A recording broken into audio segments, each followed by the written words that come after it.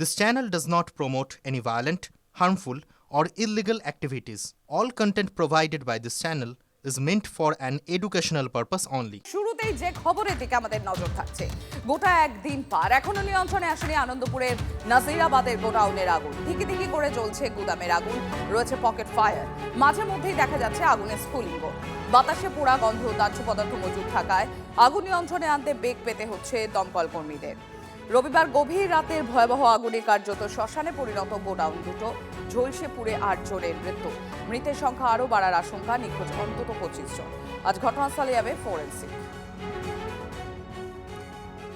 কৌস্তব রয়েছেন আমাদের সঙ্গে, আমি একবার সরাসরি চলে যাবো কৌস্তবের কাছে। কৌস্তব, গোটা একদিন পার হয়ে গেল, কি অবস্থা দেখছো ওখানকার? 27 ঘন্টা পেরিয়ে গিয়েছে এবং বাতাসে যে পোড়ার গন্ধ, সেই বাতাসে পোড়া গন্ধ এখনো রয়েছে এই আনন্দ। UEM Jaipur is a perfect target for prospective students aspiring for good jobs, good education with future-ready skills. আনন্দপুরের যে নাজিরাবাদ, যেখানে যে ভয়াবহ অগ্নিকাণ্ড ঘটেছে, সেখানে প্রায় 8 বিঘা জমি, যেই 8 বিঘা জমির ওপরে যে কারখানা ছিল, সেই কারখানাগুলো পুড়ে খাক হয়ে গিয়েছে।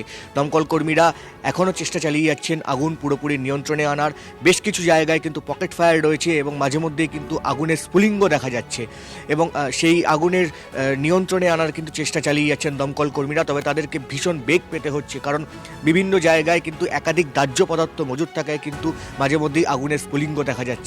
এবং সকাল হতেই বহুজনের খোঁজে কিন্তু এখনও যেহেতু 8 জন ঝলসে মৃত্যু হয়েছে, 8 জনের পাশাপাশি কিন্তু বহু মানুষ এখনও বা বহু কর্মী এখনও পর্যন্ত নিখোঁজ এবং তাদেরই খোঁজে সকাল থেকেই এখানে অপেক্ষারত তাদের পরিবারের সে সমস্ত আত্মীয় স্বজনরা একরাশ আশা নিয়ে এসছেন এবং তারা বলছেন যে গতকাল থেকে তারা এখানে খুঁজে চলেছেন তাদের পরিবারের সদস্যদের। হলদিয়া থেকে এসছেন কেউ, মেদিনীপুরের অন্যান্য জায়গা থেকে এসছেন কেউ, যারা এখানে কেউ ফুলের বাগানে কাজ করতেন, কেউ কারখানায় কাজ করতেন, বিভিন্ন জায়গায় যারা কাজ করতেন তাই সেই পরিবারের সদস্যরা এসছেন এবং আজকে কিন্তু যারা মৃতদেহ শনাক্ত করতে পেরেছেন তাদের সেই পরিবারের সদস্যদের আজকে নমুনা সংগ্রহ করা হবে এবং আজকে সেই যে সমস্ত যে 8টি দেহ যে ঝলসে পুড়ে মৃত্যু হয়েছে সেগুলোর ময়নাতদন্ত করা হবে। এছাড়া কিছুক্ষণ বাদে কিন্তু ফরেন্সিকের টিম এখানে আসার কথা এবং আমি তোমাকে ছবিগুলো দেখানোর চেষ্টা করব। এখানে আমি ক্যামেরা পার্সন সূর্যেন্দুকে বলবো যে এই কারখানার সংলগ্ন যে পাশেই একটি যে বাড়ি ছিল, সেই বাড়িটার অবস্থা দেখো, পুরো ছাই হয়ে গেছে একরকম বলা যেতে পারে।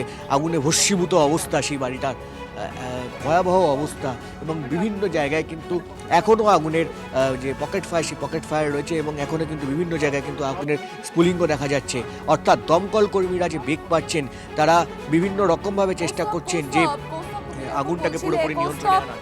তুমি যেরকম বলছিলে যে এখনো পর্যন্ত বেশ কিছু জায়গায় পকেট ফায়ার দেখা যাচ্ছে, তার মানে এখনো পর্যন্ত কুলিং প্রসেস চলছে।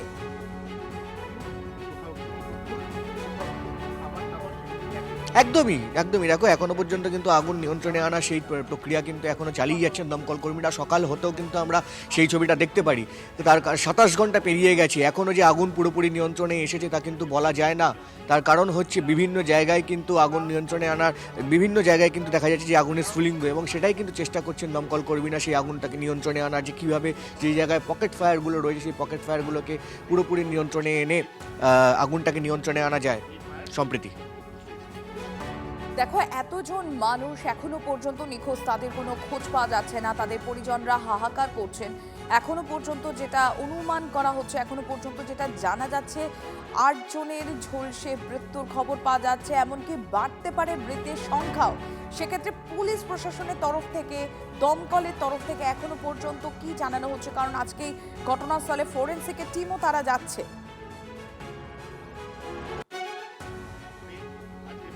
দেখো, দমকল কর্মীরা তারা আগুন নিয়ন্ত্রণে আনার চেষ্টা করছেন। যারা প্রশাসন রয়েছে, যে পুলিশ প্রশাসন রয়েছে, তারাও কিন্তু এখানে রয়েছেন এবং আজকে যে সমস্ত আজকে যে 8টি যে দেহ এখনো পর্যন্ত মৃতদেহ যে পাওয়া গেছে, সেই মৃতদেহ আজকে যে মর্গ রয়েছে সেখানে ময়নাতদন্ত করা হবে। পাশাপাশি যে পরিবারের সদস্য যারা শনাক্ত করতে পেরেছেন সেই মৃতদেহ, তাদের আজকে নমুনা সংগ্রহ করা হবে।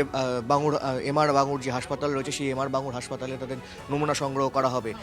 কিন্তু এই যে কারখানার অবস্থা, আমি তোমাকে ছবিটা দেখানোর চেষ্টা করবো। আমার ক্যামেরা পার্সন সূর্যেন্দুকে বলবো যে কারখানা ছিল এখানে 8 বিঘা জমির ওপরে, যে একটি মোমো কারখানা ছিল এবং যে একটি গোডাউনের যে কারখানা ছিল তা কিন্তু পুরো একদম পুরো খাক হয়ে গেছে। তুমি দেখো ছিন্ন ভিন্ন অবস্থায় তা পড়ে আছে, কার্যত শ্মশানের চেহারা নিয়েছে এই আনন্দপুরের নাজিরাবাদ। ভয়ঙ্কর দৃশ্য এই মুহূর্তে তুমি টিভি9 বাংলা দর্শকদের জন্য তুলে ধরছো।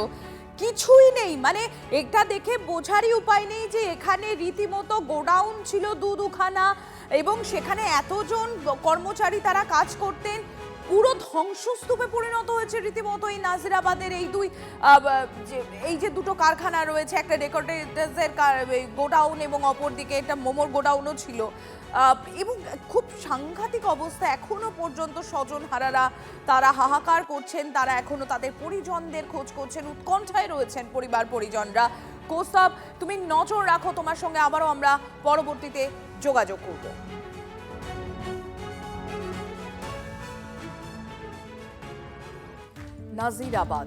নাজিরাবাদে কান পাতলে স্বজন হারানোর আর্তনাদ, চরম উৎকণ্ঠায় নিখোঁজদের আত্মীয় পরিজনরা।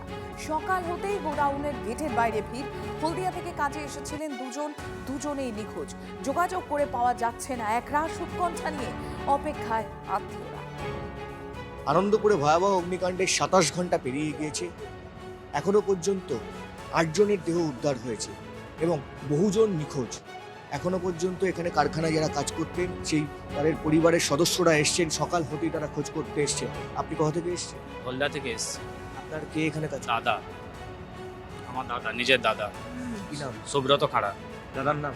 সুব্রত খাড়া দাদার নাম। কোন জায়গাটা কাজ? ওই যে ফুলের ডেকোরেশন আছে ওইখানে কাজ করতো। ডেকোরেটরসের গোডাউনের? হ্যাঁ হ্যাঁ হ্যাঁ, ওরা ওখানে থাকতো, ওখানে রেস্ট নিত, ওখান থেকে যেখানে সেখানে কাজ হতো সেখানে যেত। কখন যোগাযোগ করেছিলেন শেষ? লাস্ট কথা এসে বাড়ির সঙ্গে গত পরশু দিন রাত্রে কথা এসে, তারপর আর কোনো খবর নেই, ফোন টোন সব সুইচ অফ। কাল থেকে এসছি, এখনো পর্যন্ত কোনো খবর মেলেনি। দেখা যাক কি হয়। স্যার দাদা কত বছর কাজ করছে? 3-4 বছর কাজ করছে এখানে। আপনি গতকাল এসেছিলেন, গতকাল এসে থেকে কি মানে দাদাকে খোঁজ করার চেষ্টা করছেন? বিভিন্ন হ্যাঁ রকম হ্যাঁ, মানে চারদিক খুঁজেছি, হসপিটালটা দিয়েছি, কোথাও যদি অ্যাডমিট আছে কিনা বা কেউ ভর্তি করেছি কিনা, এখনো পর্যন্ত খবর মেলেনি। আপনার কে এখানে কাজ করে? আমার ভাই। আপনি কোথা থেকে এসেছেন? হলদিয়া থেকে। আপনি হলদিয়া? আপনার কি নিজের ভাই? হ্যাঁ, নিজের ভাই। কখন যোগাযোগ করতে পেরেছিলেন শেষ? আমরা জোগাড় করতে পারছি 4টার সময়। আগের দিন বিকেল 4টার সময় হ্যাঁ। যোগাযোগ করতে হ্যাঁ পেরেছিলেন? হ্যাঁ, না সকাল ভোর 4টার সময়। এবার অর্ধে আসতে টাইম লাগবে তো অর্ধে এসে দেখি, যখন এসে তখন কিছু দেখা যায় না, কিছু অবস্থা নেই। ভোর 4টার সময় ভাইয়ের সঙ্গে শেষবার কথা হয়েছিল? না, কথা হয়নি। কথা হয়েছিল 10টার সময়, বৌমার সাথে কথা বলেছিল, রাত্রি 10টার সময় কথা বলেছিল। কথা বলে খেয়ে দিয়ে শুয়ে পড়ছে, বলছে আমি এবার বিশ্রাম করবো, বলে শুয়ে পড়ছে। তারপর থেকে 3টা লাগাত নাকি আগুনটা ধরেছে। এর বেশি আর আমাদের কিছু বলতে পারছি না, কী হচ্ছে, কীভাবে কী হচ্ছে না হচ্ছে। শেষ পর্যন্ত তারা কি তার পরিবারের সদস্যকে এখান থেকে খুঁজে পাবেন, সেই প্রশ্নই এখন তাদের মনে উঁকি মারছে। ক্যামেরা সূর্যেন্দুর সঙ্গে কৌস্তব গঙ্গোপাধ্যায়, টিভি9 বাংলা, আনন্দপুর।